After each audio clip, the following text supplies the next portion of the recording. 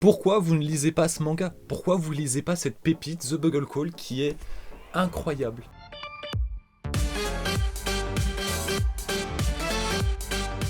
Sorti depuis mars 2024 en France, The Bugle Call a actuellement 9 tomes et toujours en cours. Au Japon, c'est 13 tomes actuellement. Oui, je sais que j'ai pas le tome 9 et ça me tend rien qu'à l'idée de pas avoir le tome 9. En tout cas, cette série, laissez-moi vous en parler un petit peu, laissez-moi vous en faire la propagande parce que c'est une pépite. Déjà, même si ça fait pas tout l'argumentaire, bah les tomes sont absolument magnifiques. Allez, je vous en montre encore deux, mais juste comme ça, voilà, pour le plaisir. Mais bref, pour vous propagander un manga, il faudrait peut-être vous parler un petit peu de son contenu. Dans The Bugle Call, on va suivre l'histoire de ce jeune garçon qui s'appelle Lucas. Âgé de 14 ans, depuis l'enfance, il n'a connu que la guerre. Mais oui, parce que ce récit, je ne l'ai pas précisé, il se passe dans un contexte de médiéval fantastique, qu'on peut aussi catégoriser dans la dark fantasy, vu l'ambiance qui est seinen, il faut quand même le préciser. Notre cher Lucas, qui nous sera introduit dès le début, a toujours vécu au sein d'un groupe de mercenaires qui a enchaîné bataille après bataille. Donc tout d'abord, si vous aimez bien ce côté médiéval, grande bataille, vous allez être servi, parce qu'au niveau des planches, des dessins et de l'ampleur des batailles, c'est impressionnant. Mais ça s'arrêtera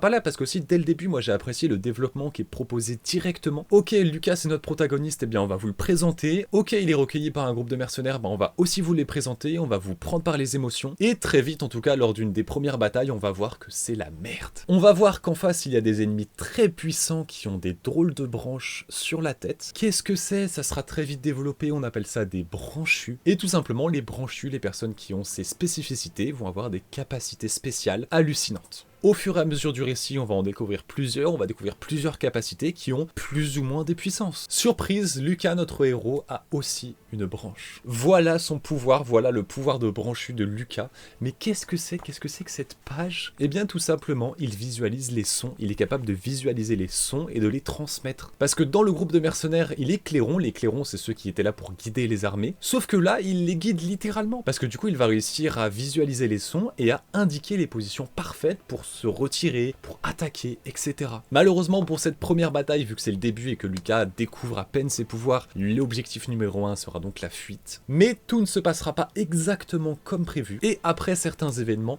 Lucas se fera récupérer par les gens qui étaient ses ennemis, mais qui sont donc eux aussi des branchus comme lui, ce qui va permettre par la suite de découvrir un petit peu plus c'est quoi ces branchus, qu'est-ce que c'est que cet univers, qu'est-ce qui se passe, et pourquoi surtout ont-ils ces pouvoirs. Le premier tome m'avait énormément plu parce qu'il rentrait directement dans le vif du sujet, il nous faisait comprendre nos personnages, le contexte, les batailles médiévales qui sont hallucinantes, mais ensuite l'histoire prenait tout son sens. Vraiment à partir du tome 2, j'étais juste dans une hype de il me faut la suite, je veux lire la suite, je veux connaître la suite. Parce que dès le tome 2, on nous fait comprendre ok, The Bugle Call ça vous a plu, bah c'est un univers de zinzin. Au même titre que le Seigneur des Anneaux, Game of Thrones, j'ose les comparer, hein. On nous fait comprendre qu'il y a plein de personnages, plein de royaumes, plein de conquêtes à faire, plein de choses, et aussi tout un mystère autour des branchus, de ces fameux pouvoirs. Et on va donc suivre les aventures de Lucas avec tout un groupe de personnages qui vont nous être développés dans la suite. Ensemble, ils vont avancer petit à petit vers un objectif qui est de tuer la Couronne de Fleurs, un personnage qui sera introduit et qu'on va vite comprendre qui c'est. Et tout autour de ça, il y a un fil rouge, tout simplement notre très cher Lucas qui a un objectif, a un rêve, quitter toute cette violence, quitter la guerre et devenir clairon.